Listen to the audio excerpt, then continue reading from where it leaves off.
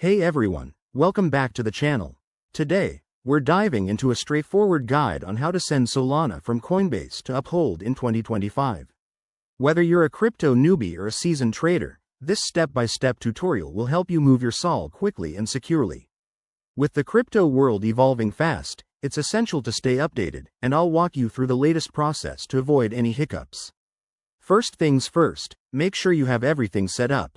You'll need a Coinbase account with some Solana in your wallet and an Uphold account ready to receive it.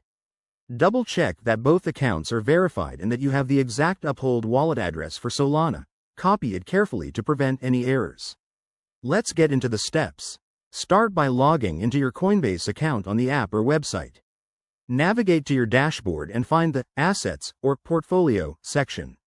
Locate Solana, SOL, in your list of holdings. Once you see it, click on it and select the Send or Withdraw option.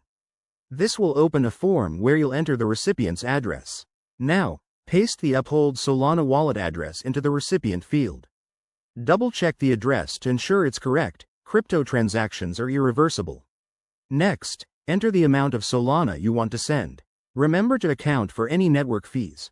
Solana transactions are usually fast and cheap, but fees can vary. Review the details one last time, then hit Confirm to process the transfer. After initiating the send, keep an eye on your transaction status in Coinbase. It should reflect as pending and then confirmed once the blockchain processes it. Head over to your Uphold account to verify that the Solana has arrived. If everything goes smoothly, you're all set. A quick tip: always use two-factor authentication for added security, and never share your private keys. If you're new to this, start with a small amount to test the waters. Thanks for watching. If this helped, give it a thumbs up, subscribe for more crypto tips, and drop a comment if you have questions. See you in the next video.